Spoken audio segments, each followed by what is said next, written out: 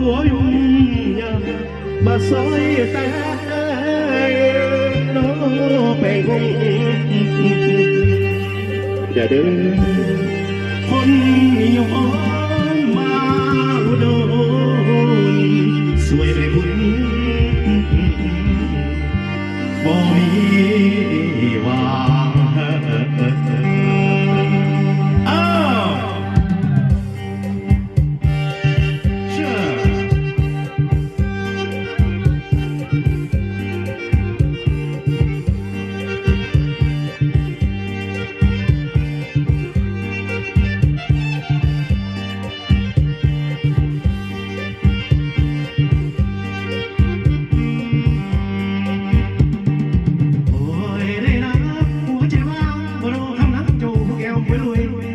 สวยเจ้าบ่น้อยมันกินไปหมดเลยจงสองแม่เที่ยวมึงแก่มึงแก่สาล้อมึงแก่ทางทั้งละพงสงสัยเป็นตาซุ่มสาบานมึงบ่ได้คำพูดแรงตาเป็นผู้มองในใจสว่างไม่ได้ตาว่าในเทียแต่มึงเลี้ยวมองใส่ไรมือใสที่เสื้อน้ำยาบางๆแต่พวกนากะที่เดินผ่านในบ้านเปิดร้านกะจะแยกบ้านเราบริการทั้งคนหนุ่มคนสาวกะซิบใส่บอกมาหล่อสมคนงามที่ตามใช้บริการตั้งแต่เปิดร้านจนไปถึงยังไงบางคนก็แค่มาส่งเล่นบางคนก็แค่มาส่งเล่นเดินเข้าแหล่งก็รู้เมียมาตามความเงาเจ้าไปไม่เห็นกระสันความเงาเจ้าไปไม่เห็นกระสันทุกทั้งหน้ามาโอ้กันเท่าเดิมกันผู้บ่าวคือพี่กันไม่ลง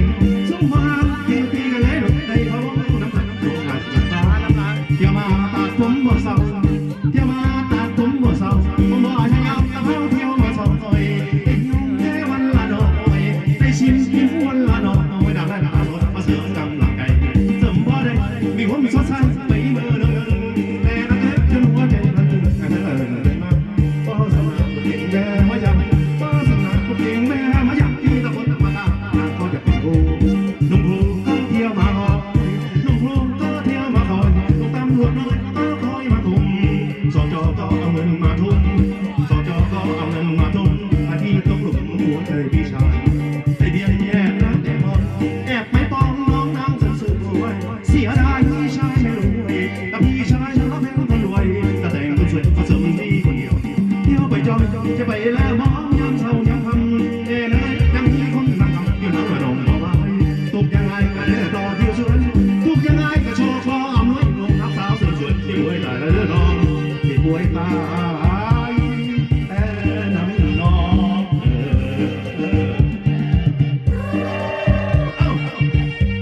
ขอเสียงสาวแม่ในใหม่หน่อยเร็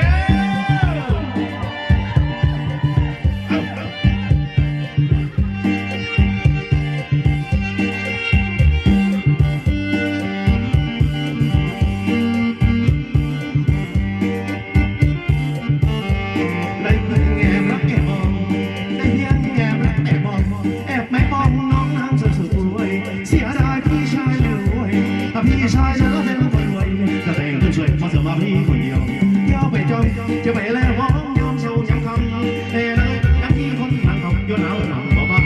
ทุกยังไงก็เลยต่อเที่ยวสวนทุกยังไงก็โชว์ฟออำนวยลงทับสาวสวยที่ป่วยตายละเด้อน้องสิป่วยตายแม่น้ำน้องเชื่อผู้เจอทั้งพี่น้องทั้งสองท้องเลย